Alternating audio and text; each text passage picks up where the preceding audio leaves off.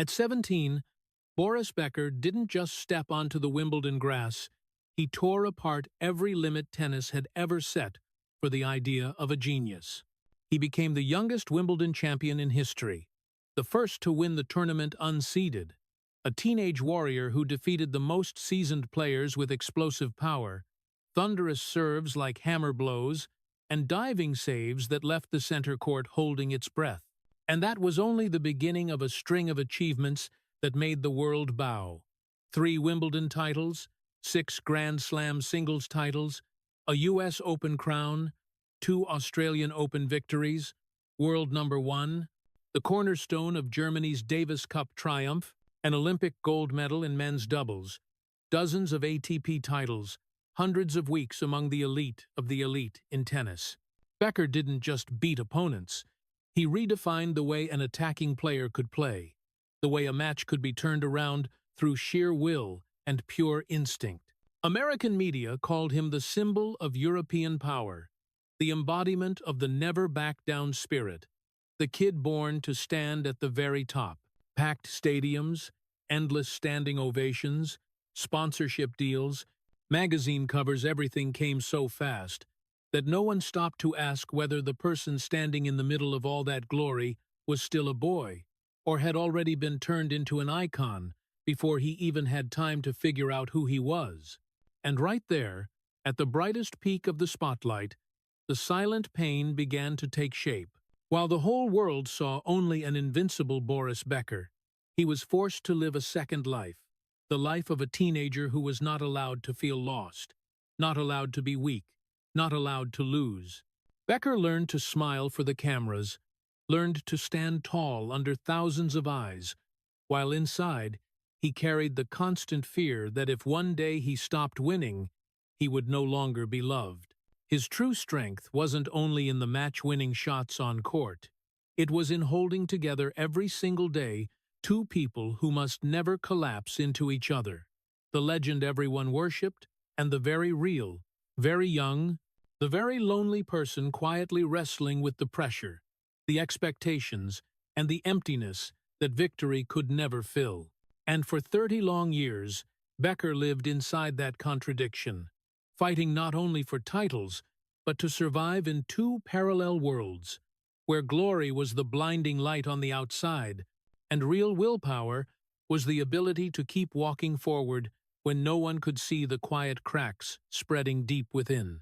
If you want to keep exploring the story behind the dazzling spotlight of legends who seem invincible, please hit subscribe so you don't miss the next part of this journey. Thank you for joining me, and we'll meet again right here when Boris Becker's story moves into a deeper and more painful chapter.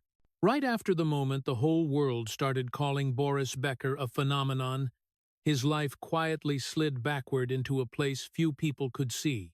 A childhood that had already been compressed under discipline long before the glory ever arrived. Even though he grew up in a family with far more material comfort than most kids in post-war Germany, Becker didn't grow up in the real warmth of a home where love was shown through hugs or listening. Instead, it came through schedules, demands, and expectations. His parents believed in order, in effort, in a child having to learn to stand straight from a very early age. And in that belief, gentleness was accidentally seen as weakness, while feelings were treated as an unnecessary luxury. The tennis court behind the house, which should have just been a place for a little boy to play, slowly became the center of his entire life, a space of endless repetition, movements, drills, shots constantly corrected, like an assembly line where victory was the only acceptable product. Becker learned to step into position, grip the racket, hit the ball, fix mistakes, hit again, not for the pure joy of the game, but because of the waiting eyes of the adults standing at the edge of the court. And very early on, he understood that when he played well, the atmosphere lightened, words softened. But when he played badly, the silence stretched on, colder and heavier than any scolding. It was in those moments that Becker learned one crucial but dangerous skill: how to please others. He learned to read eyes, to guess expectations, to adjust himself to fit the mold laid out for him. But no one taught him how to turn inward and understand his own feelings. No one asked that little boy if he liked it, if he was tired, if he was scared. And when a child grows up only knowing how to respond to other people's wants, he gradually loses the ability to recognize himself. Becker became disciplined, hardworking, efficient, but also more and more estranged from his own self. Negative emotions weren't named, weren't explained, weren't soothed. They were only pushed deeper down, where they quietly accumulated. And when success came too early, those feelings didn't disappear, they were just covered over by applause and busyness. From the outside, Becker was the model of an ideal boy. Strong, determined, never complaining. But inside, he carried an emptiness no title could ever fill, a very early, very deep sense of loneliness that arrived even before he was old enough to understand what the word lonely really meant. The seeds of depression didn't arrive like a violent storm. They came like a thin mist, slipping through every day, every practice session, every victory, getting him used to keep walking forward without knowing where he was really going, used to always having to be strong, without understanding why he felt so heavy. And it was in that seemingly complete childhood, where discipline replaced love and achievement, replaced understanding, that a child was meticulously prepared to win, but completely unprepared to live. So when Becker stepped out into the world, carrying the title of the youngest champion ever, he didn't just bring talent and willpower. He also carried an invisible crack that had formed very early on, the crack of a little boy who was never allowed to stop and ask who he really was. When Boris Becker stepped out of a childhood compressed by discipline and into the adult world, he wasn't truly welcomed as a young person growing up. He was welcomed as a fully formed icon, a product that both Europe and America were ready to deify. The media called him a miracle, the blonde warrior, the boy destined to revive German tennis. Every victory was retold like an epic chapter, every shot dissected as proof of supernatural talent, and very quickly that image froze solid, becoming the mold Becker was forced to step into every time he appeared in public. He was no longer a teenager learning how to live. He was a champion who was expected by default to always be right, always strong, always winning. And right there in that excessive worship, an invisible pressure took shape. When a person is placed on a pedestal, they are no longer allowed to be human. Every loss Becker suffered wasn't seen as a natural part of sports.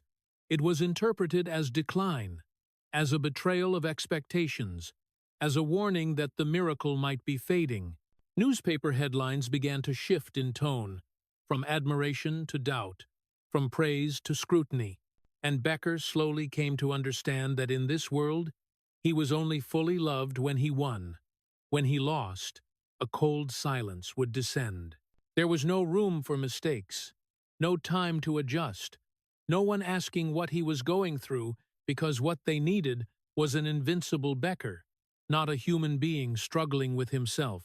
At an age when most people are still figuring out their identity, Becker had to learn how to control every expression, every word, every furrowed brow in front of the cameras.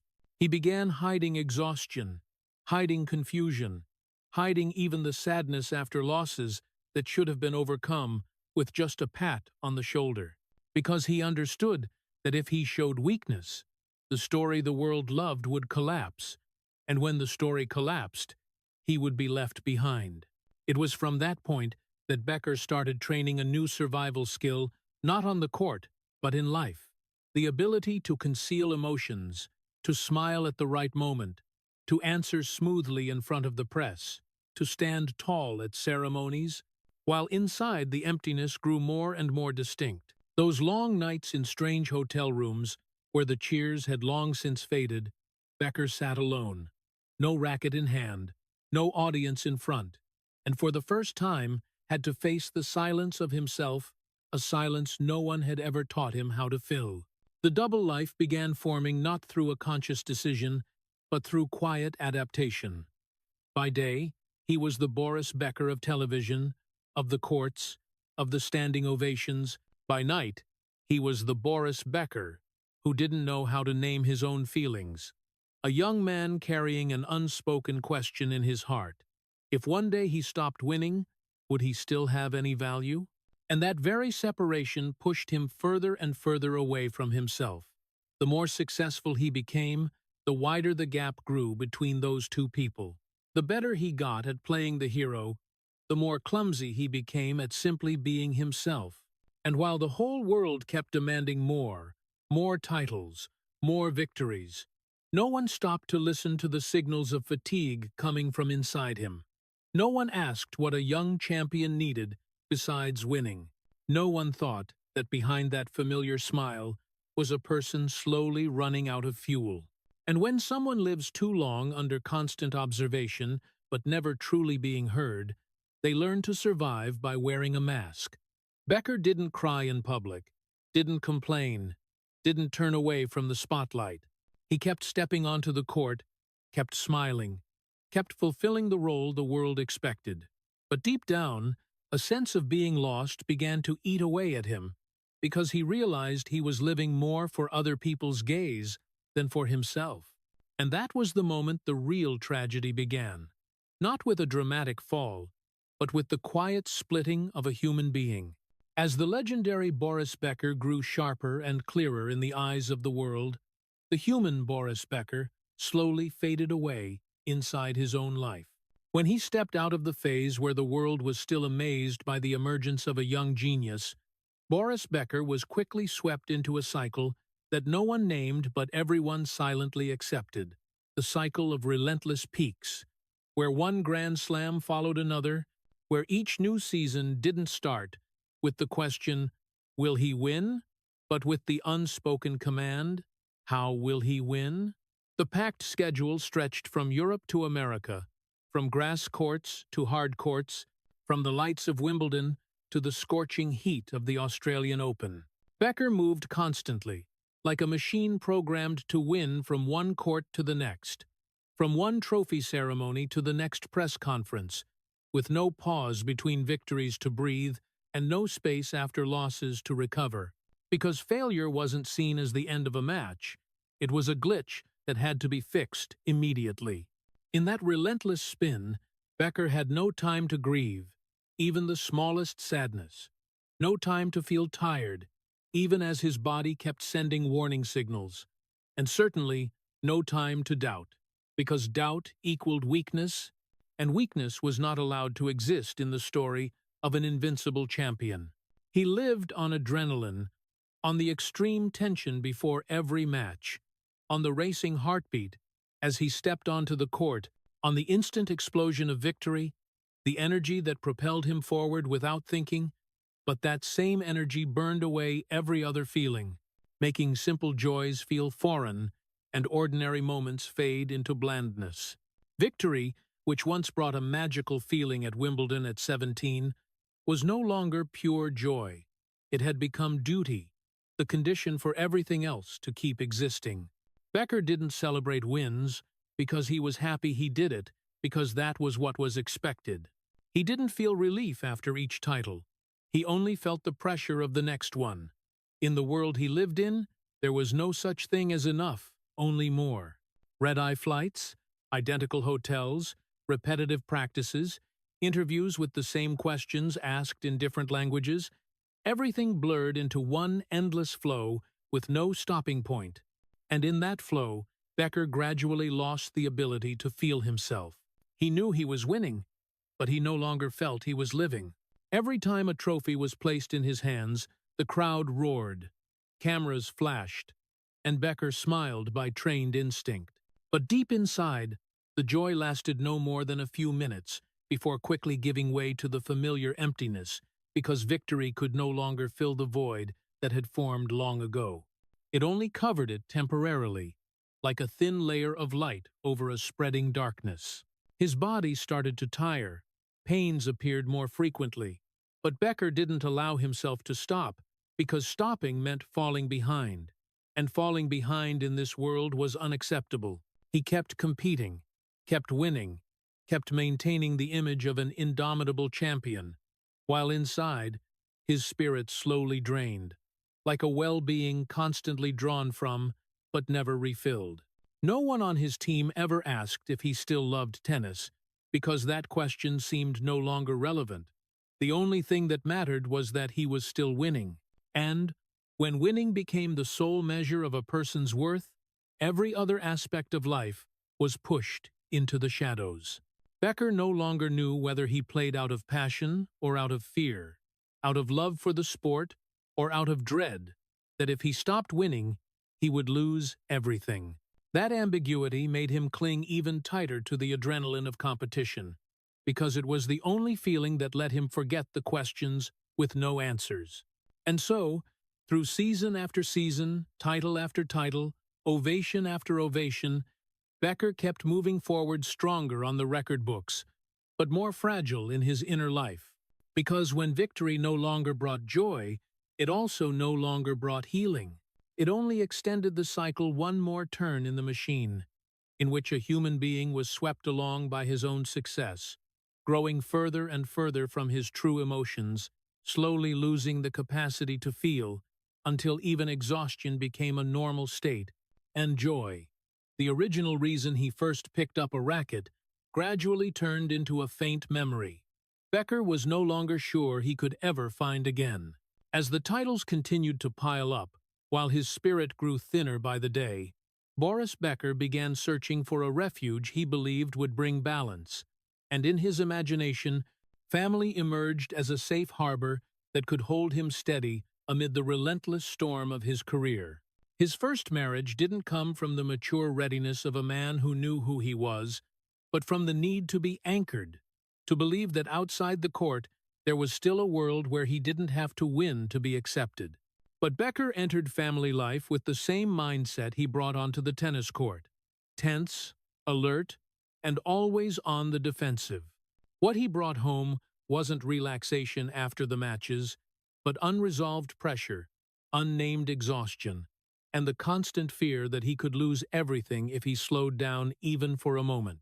In that space that was supposed to be private and safe, Becker still lived as if he were being watched, still reacted as though every conversation was a match he had to win, every disagreement a failure to avoid.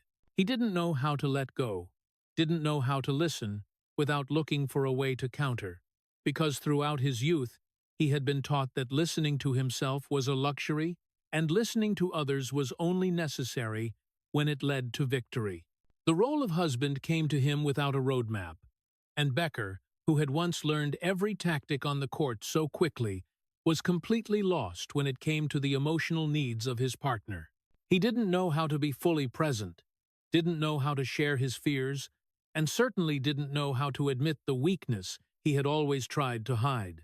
And when the children arrived, the role of father placed an even harder challenge on his shoulders, because being a father demands patience, stability, and the ability to put someone else's needs ahead of your own rhythm things. Becker had never been taught, and never had the time to learn. He loved his children in his own way, but it was a clumsy love, interrupted by tournament schedules, long flights, and the pressure to return to the court with a flawless image. Family moments therefore became fragmented, never long enough to build lasting bonds, and gradually a distance formed not from big arguments, but from the prolonged absence of a man who was always there in appearance, but rarely fully present emotionally. The divorce, when it happened, didn't arrive like a loud explosion. No sensational headlines or public accusations. It came quietly, the way a house slowly loses its warmth when no one is really living in it anymore.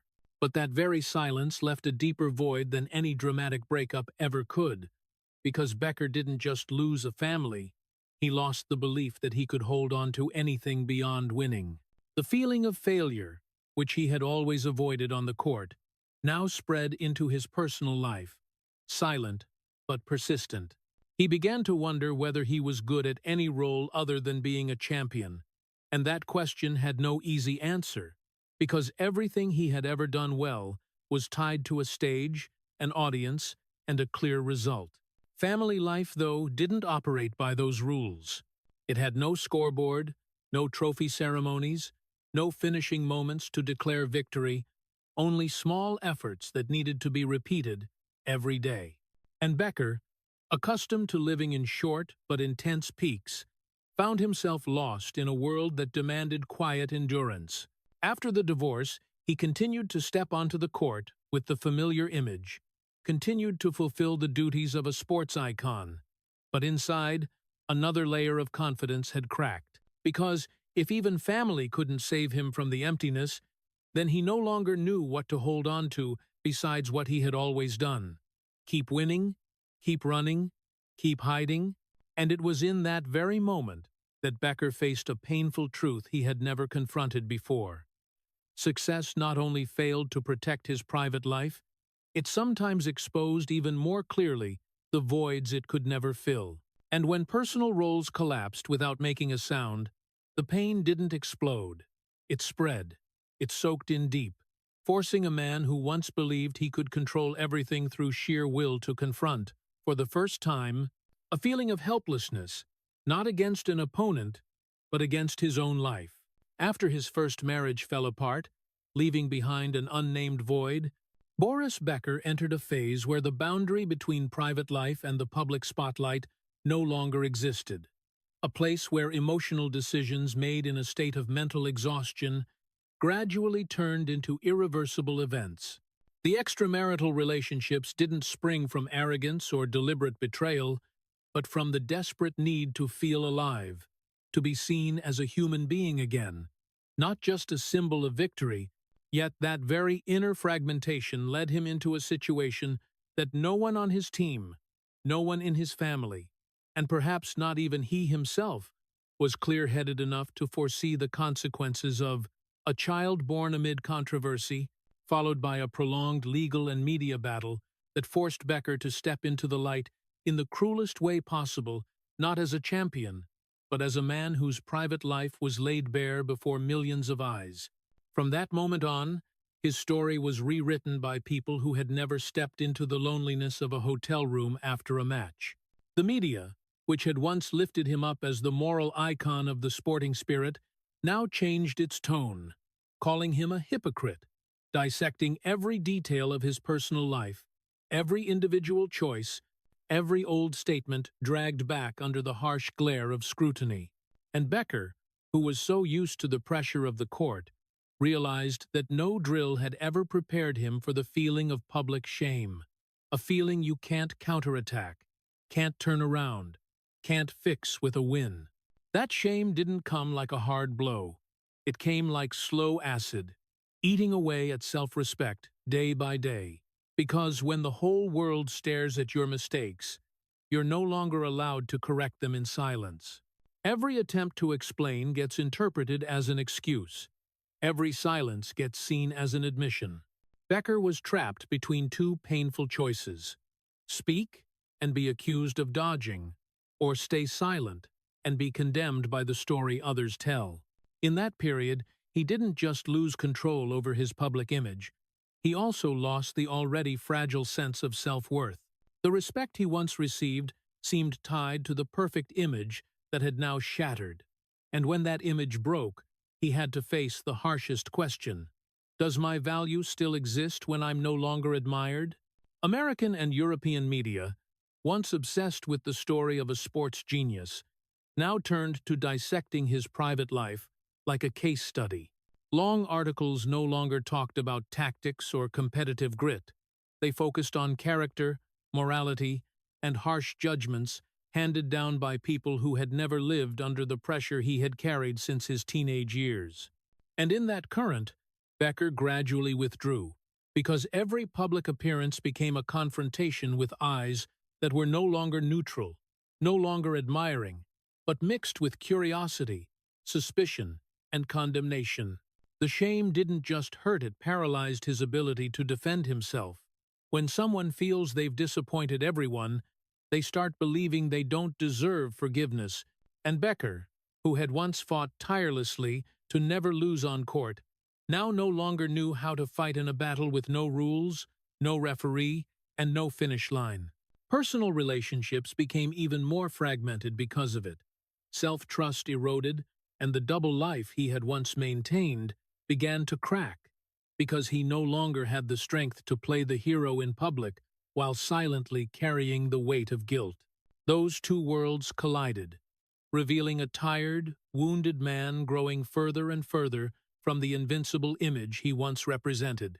And when the media completed its pivot from celebration to dissection, Becker realized that some wounds can't be hidden with a smile, can't be healed by victory, and can't be erased by time if the person carrying them isn't allowed to face them in silence.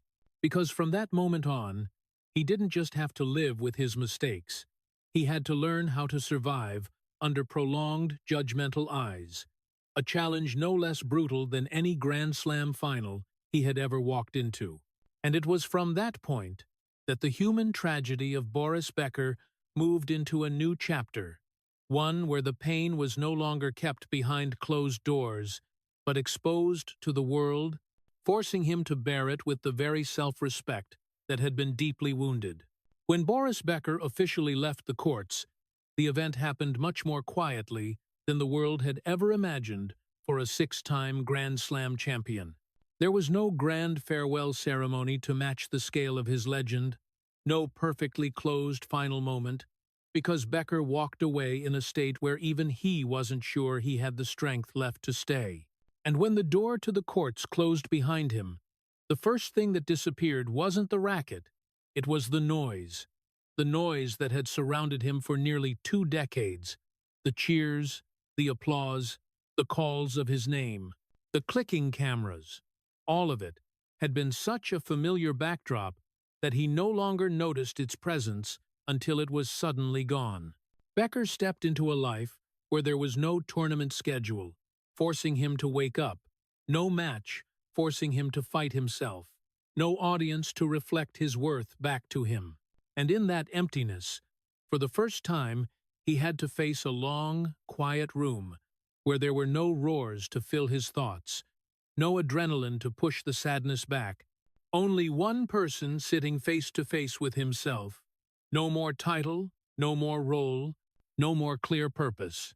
That silence didn't bring the peace people might imagine. It was heavy, thick, because for so many years Becker had grown used to living, surrounded, demanded of, judged, and now, when everything suddenly stopped, he didn't know where to put his emotions. The questions that had always been postponed by the schedule now rose up all at once. Who am I when I'm no longer a tennis player?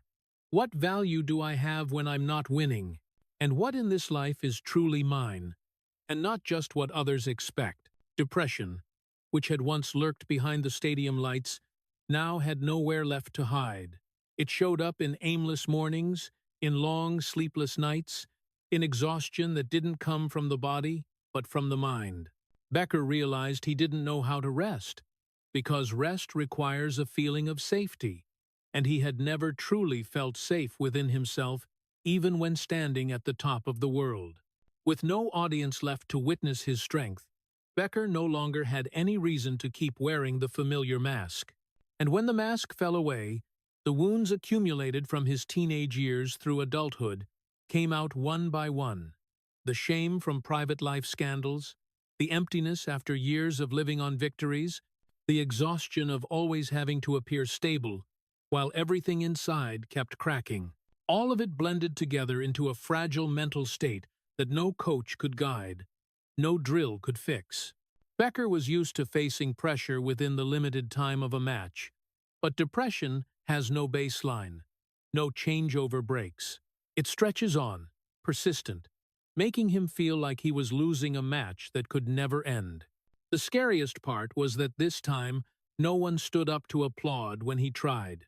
No one called his name when he dragged himself up, and there was no victory to soothe the sense of defeat. The relationships around him became looser, because when a person no longer knows who they are, it's hard to stay connected to others. Becker was no longer the center of an ecosystem that revolved around achievements. He suddenly became an ordinary person, and that shift was too fast, too sharp, for his mind to adapt. In those months and years, he understood that retirement wasn't just leaving a sport. It was losing the only language he had ever used to communicate with the world. Tennis had been the place where he was recognized, understood, defined, and when it disappeared, he didn't know what to say to make the world keep listening, or what to say to himself. The loneliness didn't come from being alone. It came from the feeling of no longer being seen.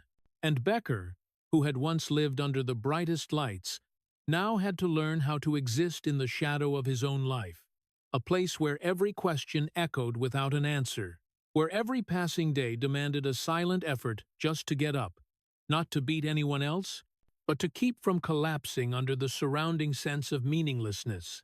And it was in that very phase, when the noise had completely vanished, when depression could no longer be hidden by schedules or stadium lights, that Becker first faced the truth.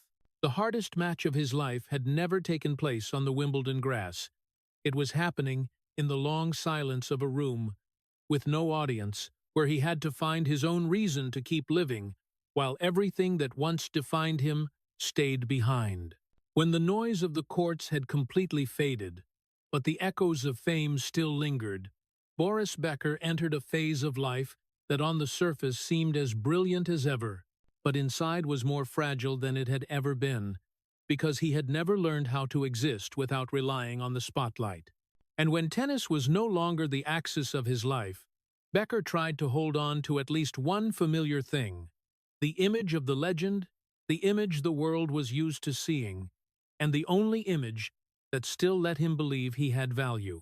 He appeared on television, attended events, accepted invitations to commentate, posed for photos, signed autographs, retold old victories as if they were still happening, because in those moments he was called by name again, recognized again, made to feel he still existed. But clinging to that old fame kept Becker from looking straight at his real situation: a life without structure, without direction, without a stable foundation. Financial decisions were made not from long-term calculation, but from emotion, from the belief that his name was big enough to shield him from any risk.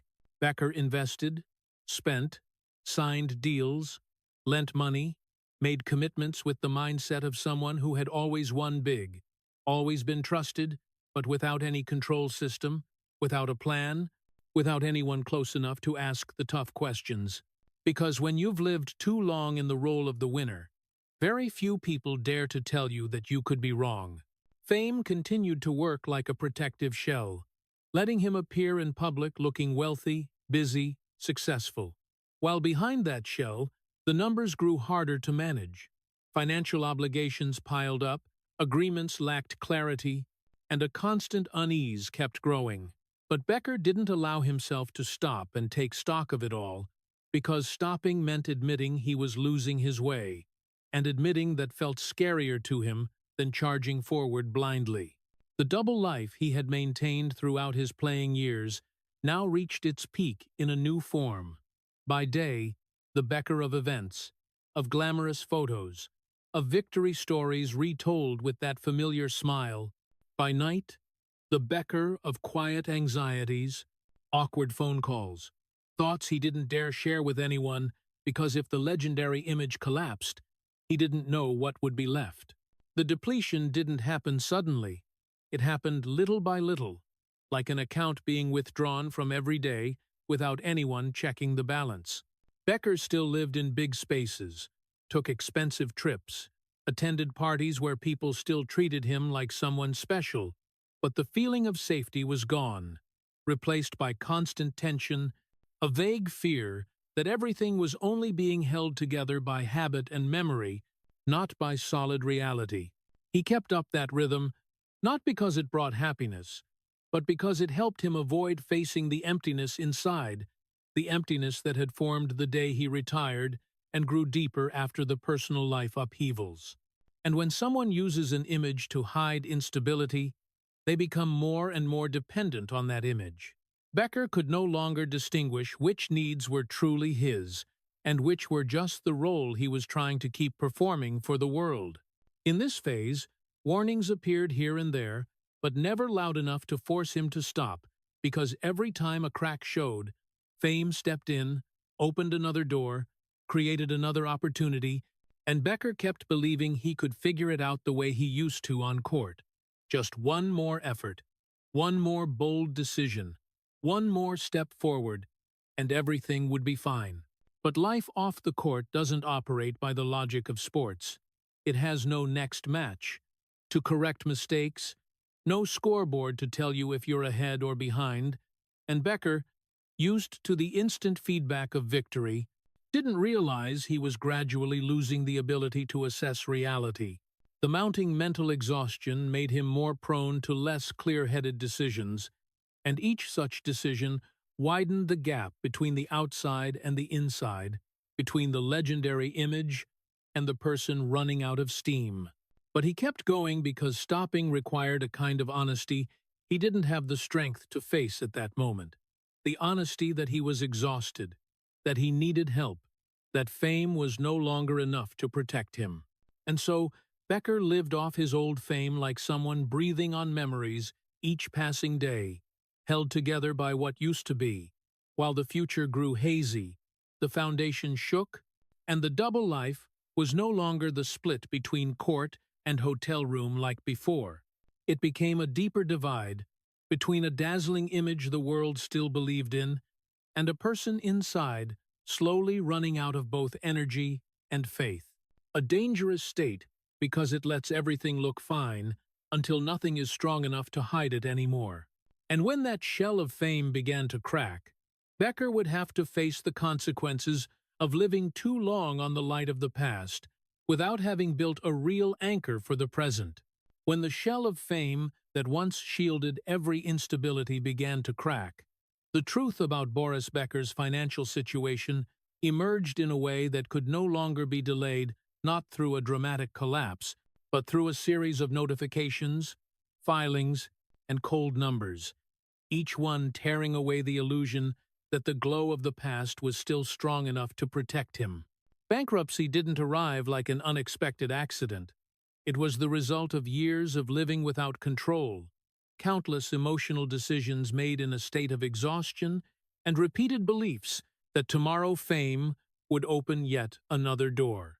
But this time, the door closed, and when it closed, Becker realized there was nowhere left to hide, no layer of light thick enough to cover the reality. Legal investigations began. Every detail of his financial life brought under scrutiny. No longer celebratory articles or harmless curiosity, but dry documents, questions that had to be answered. And Becker, who was so used to controlling the pace on the court, now found himself in a process he couldn't steer, where everything proceeded according to rules that left no room for emotion or titles, only accountability and consequences. In that period, he witnessed a painful but unsurprising phenomenon. The people who had once surrounded him, when fame was still bright, gradually withdrew. The calls grew sparse. The promises vanished not because they were cruel, but because when the light goes out, very few people know how to stay in the dark. Becker slowly came to understand that relationships built around the spotlight rarely withstand the weight of truth. And when fame was no longer a free pass, he had to face the rawest loneliness of his life.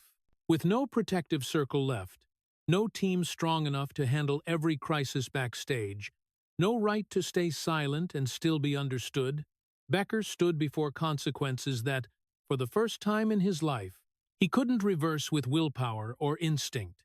And what terrified him wasn't just losing money, status, or image. It was the prospect of becoming invisible, a prospect he had never been prepared to face, because ever since he was 17, he had existed in a state of being seen, judged, called by name, and now, with all of that at risk of disappearing, he didn't know who he would be in that silence. Bankruptcy didn't just take away material stability.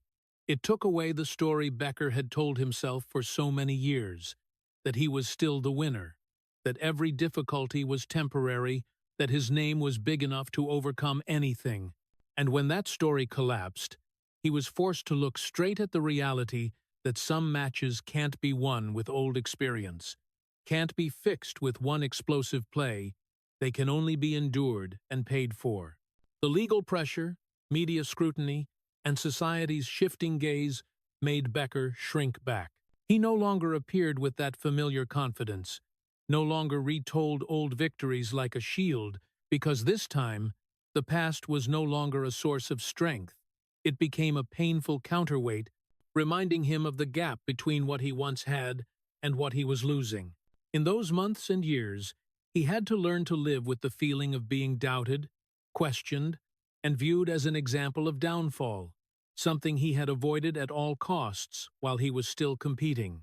And it was in that exposure that Becker first felt clearly his greatest fear, not losing, but being forgotten, being pushed to the edge of a story where he had once been the center. With no protective circle, every past mistake grew heavier, every old decision re-examined under the harsh light of the present, and Becker couldn't escape by moving to another tournament or starting a new season. He had to stay, face it, and endure. The financial collapse, therefore, wasn't just an event. It was the moment when every layer of disguise was stripped away, forcing Becker to stand before himself with no title left to cling to, no audience to shield him, and no illusion that everything would automatically be okay just because he had once been a champion. In that emptiness, he understood that this was no longer a crisis that could be solved with a quick decision or a late victory. It was the breaking point of a life built too long on the foundation of fame.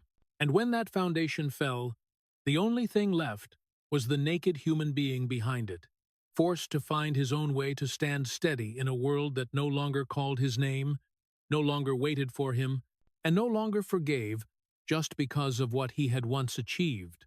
A world Becker had never learned how to exist in, but now had no choice but to learn. When the prison door closed behind him, Boris Becker stepped into a space where every title that once defined him was stripped away coldly and decisively. No more champion, no more legend, no more Wimbledon hero, only a human being with a prisoner number, lining up, following schedules, rules, and a prolonged silence that no standing ovation could ever penetrate. In that place, the past had no exchange value. The victories that once made the whole world bow didn't earn him any favors, nor did they shield him from the feeling of being reduced to an anonymous individual. And that very anonymity was the biggest shock of all, because ever since he was 17, Becker had lived in a state of always being called by name, always being seen. Now, he had to learn how to exist without any eyes confirming his presence. The first days passed so slowly it was painful. Time was no longer divided into sets or seasons, but into repeating voids. Meals, cell, yard time, return to cell, silence layered upon silence. And in that rhythm, Becker had no choice but to face himself, no tournament schedule to postpone thoughts, no fame to shield fear, no fans to reflect back the image he wanted to believe in. Only the questions suppressed for so many years rose up one by one in the confined space. For the first time in his life, he was forced to live slowly, not as a philosophical choice, but as a mandatory condition. And that very slowing down made every memory, every mistake, every impulsive decision that had once been brushed aside appear clearer than ever. Becker looked back at the teenage years compressed by discipline, the years lived on adrenaline, the broken relationships, the reckless financial choices, and he realized that no event stood alone. They were all links in a long chain he had never stopped to examine. The loneliness in prison was not like the loneliness of a hotel room after a match, where there was still hope for the next one. It was raw loneliness, with no promises, no quick escapes, and no room for self-delusion. Becker could no longer retreat into the role of hero, nor could he borrow the past to soothe the present, because here, everyone was equal in silence.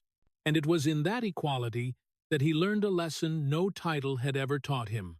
A person's value cannot rest solely on how much they were once admired. Those long nights in the cell, Becker listened to the smallest sounds, the footsteps, the clanging locks, his own breathing, and realized that for the first time he didn't need to prove anything to anyone, didn't need to beat anyone, didn't need to maintain an image. But that liberation didn't bring immediate relief. It came with the pain of awakening, because when the protective shell was gone, old wounds didn't just resurface, they demanded to be named. He thought about his children, about the distance that had formed, about moments that could never be reclaimed, and that regret weighed heavier than any tangible sentence, because it had no clear end date.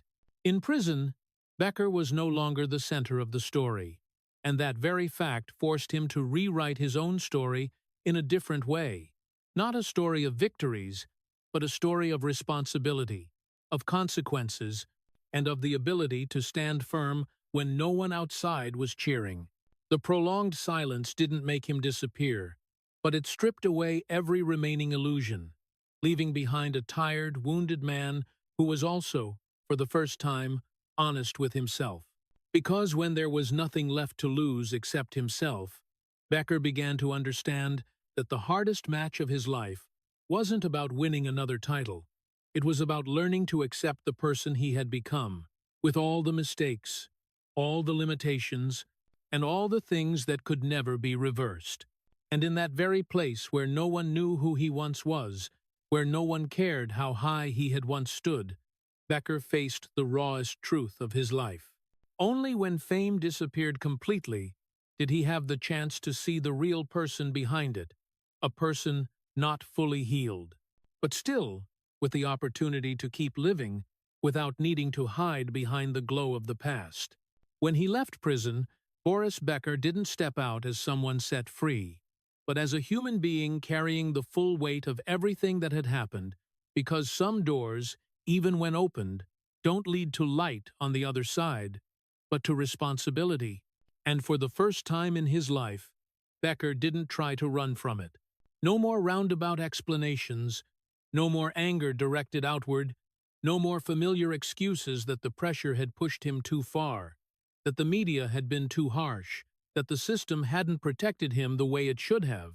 Becker stood before what remained of his life and understood that if he kept blaming others, he would stay forever trapped in the role of victim, another role he no longer had the strength to carry. He didn't blame his youth, didn't cling to the fact that he had succeeded too early to justify the wrong choices, because while youth can explain many things, it cannot erase consequences.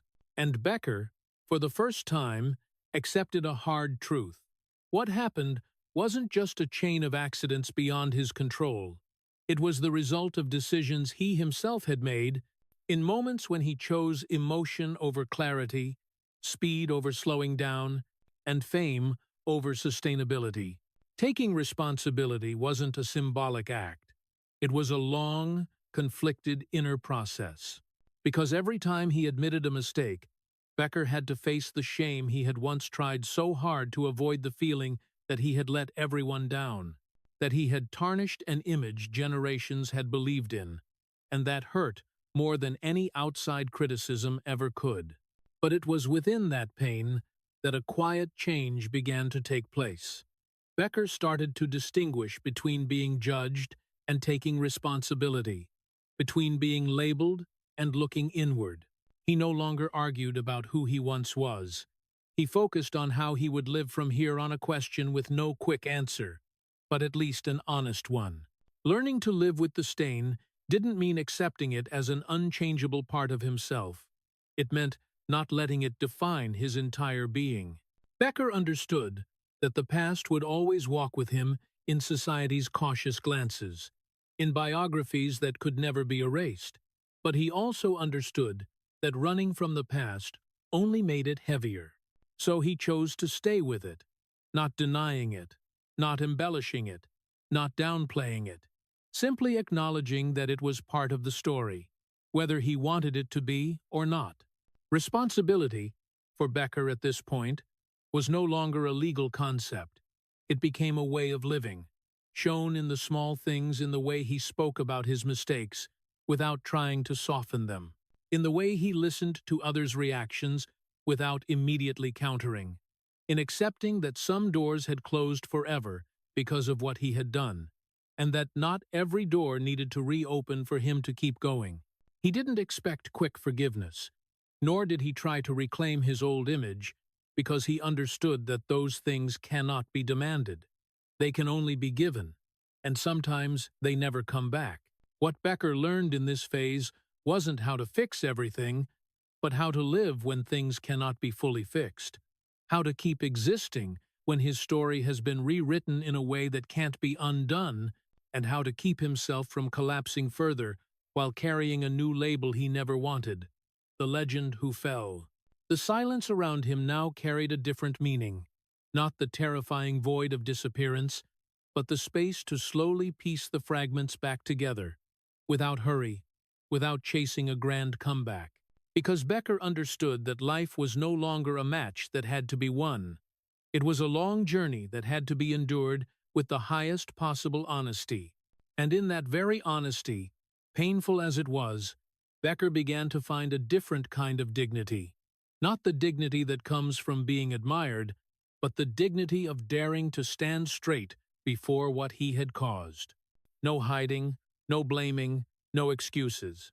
A fragile but real dignity, built day by day in silence, as he learned to live with the stain without letting it swallow the rest of who he was. And that was perhaps the hardest match Boris Becker ever stepped into, one with no audience, no referee, no trophy at the end, only himself and the responsibility he no longer refused. After learning how to stand straight before responsibility and accept living alongside what cannot be erased, Boris Becker faced the quietest but most persistent challenge of his life: the role of father at a point where everything had gone too far to start over from scratch. Because the relationship between him and his children wasn't built on regular evenings or the steady routines of a normal family, but on fragmented periods, prolonged absences, and promises that weren't always fully kept. Becker loves his children, that was never in doubt, but that love had many times been placed after tournament schedules, after the pressure of fame, after personal upheavals he wasn't yet steady enough to handle. And when he began looking back, he realized that presence cannot be fully compensated by name or provision, because what children need isn't just a father mentioned in the papers, but one who is there when they need him most. The effort to make up for it came late, but that didn't make it any less sincere. Becker tried to show up more, listen more, keep his word more, but each time he took a step forward, he felt the distance that had formed before it, all the more clearly, a distance that couldn't be erased just by good intentions. Because trust, once worn down over years, cannot instantly return to its original state. He understood that his children's love for him was no longer unconditional, as it once was, no longer the natural admiration for the powerful father figure, but mixed with doubt, caution, and sometimes unnamed hurt. And realizing that hurt Becker more than any public criticism, because this time he couldn't cite pressure or circumstances as an excuse. He could only listen and accept that some moments had passed forever. In those rare but heavy conversations, Becker learned to stay silent at the right times, not arguing, not explaining at length, not trying to fix it right away, because he understood that what his children needed wasn't a new promise, but long-term patience, something he was trying to learn at this late stage of his life. The regret for not being there soon enough became a constant feeling, following him in quiet evenings, in occasions that should have been full family gatherings, and in the heartbreaking awareness that no matter how much he changed, the past would always be present in the way his children looked at him. Becker didn't expect full forgiveness, nor did he hope to erase what had happened. He only hoped for the chance to keep staying, to keep being present, even if in a role far more humble than what he had once imagined fatherhood to be. And it was in that humility that Becker recognized a different kind of responsibility, not one fulfilled by a big decision or a decisive action, but by quiet persistence, by accepting that love no longer being unconditional didn't mean it had disappeared. It just demanded time, consistency, and honesty that he was trying to provide day by day. Being a father when it was already too late didn't bring redemption. It didn't erase the absences, didn't heal every crack, but it forced Becker to live more slowly, listen more, and accept that some relationships cannot be measured by wins or losses, but by the ability to stay, even when no longer warmly welcomed. And in that difficult journey, Becker wasn't seeking perfection. He was just trying not to repeat the same kind of absence that had once made him regret. Because if there was one thing he didn't want to pass on to his children, it was the feeling of growing up without anyone truly there to listen, a feeling he himself had carried since childhood. And now, in this late but sincere effort, he tried to break that cycle, even knowing the price was a regret that would follow him a long time, perhaps for the rest of his life. When looking back at Boris Becker's entire journey, one is forced to admit that he cannot be told merely as a champion with numbers and trophies, because if the story stops there, it misses the most important part, the part that shaped both his glory and his tragedy. Becker wasn't just a winner. He was a living testament to the price of winning too soon, too fast, and too completely, when a person hasn't yet had time to build the emotional foundation to stand firm. His legacy, therefore, cannot be only the 6 Grand Slam titles or the fearless dives across the Wimbledon grass, despite the pain. It is also a quiet warning about the way society, the media, and the modern sports system treat young geniuses, lifting them to the peak before they've even figured out who they are, then turning their backs when they no longer fit the victory narrative the world wants to hear. Becker was created by a system that knew how to spot talent, sharpen instinct, and maximize performance. But that system was not designed to care for the human being behind the talent. It didn't teach a child how to handle emotions, how to build lasting relationships, or how to live when the stadium lights went out. And in that void, Becker fended for himself with what he knew: willpower, instinct, and endurance qualities that helped him win on court, but were not enough to protect him from the storms of real life. When his career was at its peak, everything was forgiven, every sign of instability overlooked, because victory overshadowed it all. But when the scandals came, the same system that once praised him quickly shifted to judgment, as if forgetting that it had helped create a person unprepared for ordinary life. Becker's legacy, therefore, carries a sorrowful hue, not because he failed, but because he had to bear a role far too big from far too young, a role no one ever asked if he wanted. And when that role collapsed, there was no safety net strong enough to catch him. In that story, Becker doesn't stand alone. He represents an entire generation of young talents who were accelerated, maximally exploited, required to become icons before they could become people, and then left behind with cracks no title could ever repair. Looking at Becker, people don't just see a tennis legend. They see an uncomfortable question society rarely wants to face. Do we truly care about the person, or only about what they deliver while at the top? Are we willing to accept the fragility of a genius, or do we only accept them when they are invincible? That legacy forces a re-examination of how we tell stories about success, because Becker's success didn't end in dazzling light. It stretched into decades of post-fame wounds, where he had to quietly rewrite the meaning of his life through silence and endurance. Some will always remember him as the youngest Wimbledon champion. Others will remember the mistakes and the downfall. But neither view is complete unless placed side by side, because it is precisely that overlap that creates the true portrait of Becker, a person both extraordinary and fragile, both celebrated and abandoned. A legacy rewritten in pain is not a denial of what he achieved. It is an expansion of the story to include the price he paid, a price not measured in money or fame, but in years lived in inner conflict in shame, in family distance, and in the late journey to learn responsibility.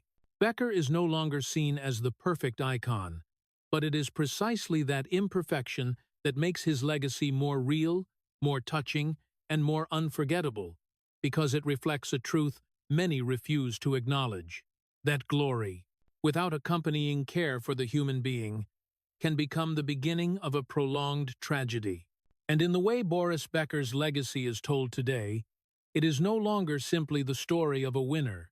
It is a poignant record of what happens when a system creates geniuses but lacks the patience, the compassion, and the responsibility to stay with them when the light goes out, leaving behind a legacy tinged with sadness, not for lack of glory, but for too much glory too soon, and far too little protection for the person standing behind it. When looking back on the years when his legacy was rewritten in pain, the Boris Becker of today no longer seeks a new chapter to repair his image, nor does he try to build a grand recovery story like the world has grown accustomed to seeing in other legends, because Becker today understands very clearly that some things, once broken, cannot return to their original shape, and they don't need to, in order for a person to keep living. He no longer stands in the spotlight, no longer steps out to applause, no longer introduced as the symbol of victory from an era, and most remarkably, he doesn't resist that disappearance. He doesn't try to pull attention back, doesn't try to prove he still deserves admiration. Becker today carries it all: the glory and the stain, the memories of victory and the years of collapse. But he carries them in silence, not boasting, not denying, not asking to be understood differently, because, after everything, he has arrived at a simple yet painful realization. Fame is no longer a place he can take refuge in, and it is no longer something he needs to survive. Becker's life now is built on the slow rhythms he never allowed himself before: mornings without packed schedules, days not sliced apart by flights and obligations, moments when he is simply present, not as a champion, not as a role model, but as a man who has gone through enough loss to understand that sometimes presence alone is enough. He is cautious in how he appears, selective in his words, staying far from the spaces that once fed the illusion of invincibility, and instead choosing a discreet life where no one demands he become anything greater than himself. Becker no longer dreams of restoring his fame, because he understands that fame was tied to a version of himself he cannot and does not want to return to. The version that always had to win, always had to appear strong, always had to hide the fragility behind the familiar smile. His present has no milestones to celebrate, no new achievements to announce, but it has something he never possessed before: honesty with himself, a truth that isn't pretty, isn't neat, but is no longer distorted by other people's expectations. Becker lives quietly, not because he is depleted, but because he has understood the cost of living too loudly. He has understood that every time he stepped into the light unprepared, he lost another piece of himself. In the rare interactions he has with the outside world, he no longer retells victories like a shield, nor does he avoid the past like a taboo. He lets it exist exactly as it happened. No justifying, no coloring it up, no seeking easy sympathy, because Becker today doesn't need to be liked. He only needs to live without performing. There are days when he still feels keenly the absence of what once defined him, the emptiness when no one calls his name, when no one waits for him to appear, but unlike before, he doesn't rush to fill that void with impulsive actions or hasty decisions. He lets it stay there, as part of life, as part of the price paid for a journey that moved too fast. Living slowly doesn't make Becker weaker. It only makes him stop running, and in that caution, he learns to place each step more carefully, not to avoid mistakes entirely, but to stop deceiving himself any further. Becker today is not a story of redemption, nor is he proof of a spectacular comeback after collapse. He is the image of a man who accepts carrying everything he once was, once did, and once lost, without trying to cut away any part to lighten the load. His presence, therefore, isn't dazzling, isn't attention-grabbing, but it carries a different weight. The weight of a life no longer measured by other people's gaze, but by the ability to stay with himself in silence. And in a world accustomed to celebrating complete recovery stories, Becker stands as an exception, a man who didn't reclaim glory, didn't restore fame, but still continues to live, continues to breathe, continues to exist with everything he carries. A present that isn't glamorous, isn't perfect, but is real, and perhaps that is the only form of victory the Boris Becker of today still believes in. As we close Boris Becker's journey, what lingers isn't the sound of applause, nor the list of titles that once made the whole world bow. It's a long, heavy, hard-to-name silence, a place where people are forced to look straight at a truth. High-level sports rarely wants to admit. No one truly teaches a human being how to live after winning.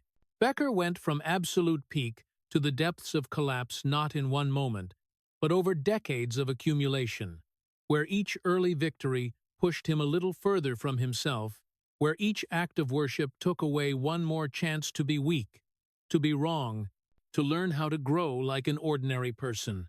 His life, seen from afar, is an untangleable chain of paradoxes. The bigger the wins, the deeper the inner void, the brighter the light, the longer the shadow behind it. And when the light went out, no gentle escape waited. Becker wasn't redeemed. There was no complete moment of atonement, no tidy ending to soothe the viewer, because real life rarely works like a movie, and that very fact makes his story painfully real. He didn't rise again to reclaim the top, didn't regain his fame, didn't rewrite the narrative into something prettier. He simply kept living, carrying everything that happened, the glory and the stain, the pride and the shame, the things admired, and the things that can't be excused. Becker, therefore, became the tragic icon of a generation of talents discovered too early, pushed too fast, required to keep winning without being equipped to endure failure. A generation where success didn't come with mental care, where the person was reduced to performance, and when the performance stopped, the person was left behind. That story doesn't belong only to Becker. He was just the one who brought it into the light in the cruelest way through his own life. There's no happy ending here, because some losses can't be undone. Some relationships can't return to their starting point. Some cracks have become part of the structure of the person. But it's precisely in that absence of redemption that a belated form of honor takes shape, not honor for the invincible champion, but for a human being who dared to stay with his truth when nothing was left to shield him. Becker is no longer loved as he once was, but he has become necessary in a different way as a living reminder that success isn't the end of the journey, but often only the beginning of far more complex challenges. For American audiences, who grew up in a culture that worships victory, competition, and rising at all costs, Becker's story poses an uncomfortable but necessary question. What happens to those who achieve the American dream in the most dazzling way, but don't know how to live once that dream is complete? Society teaches us how to win, how to outdo others, how to stand on top, but rarely teaches us how to stay with ourselves when there's no one left to surpass, no peak left to conquer.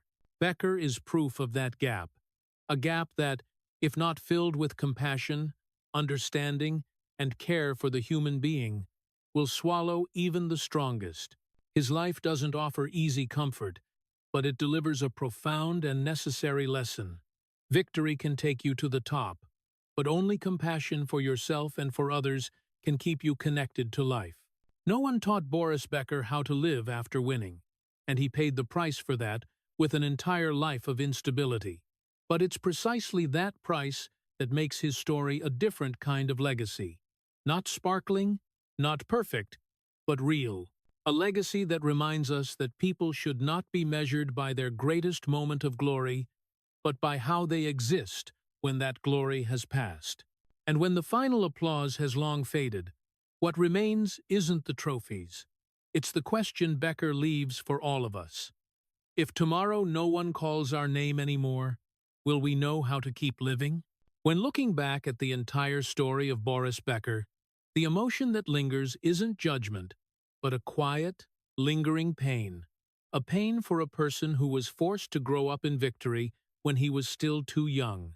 From the moment Becker stepped onto the Wimbledon peak at 17, he was no longer allowed to lose, no longer allowed to be weak. That single detail, repeated throughout the story, reveals the core tragedy. A child celebrated as a hero, but never asked if he was ready to be an adult. The years of non-stop elite competition, packed schedules, adrenaline in place of emotion, wore down his soul until winning no longer brought joy, only duty. When Becker retired, the quiet room replaced the court. Depression had nowhere left to hide, and he began living off old fame, making emotional financial decisions to maintain the legendary image. The financial collapse, the legal investigations, and finally, the prison where he became just a number, weren't a sudden fall. They were the outcome of a long chain of unhealed wounds. The most painful part was the relationship with his children. The love was still there, but no longer unconditional, leaving him with a lasting regret that no title could ever make up for. Yet this story still carries a value of honor, because Becker dared to face responsibility, without excuses, without blame, and learned to live slowly in the present, carrying both the glory and the stain. For Americans, in a society that worships early success, this is a profound lesson. Victory can lift a person to the heights, but if it lacks compassion, mental care, and room for mistakes, that very victory can become the beginning of tragedy. If Boris Becker's story makes you pause and reflect on the true meaning of winning, please hit subscribe to keep joining us on these honest and deeply poignant journeys.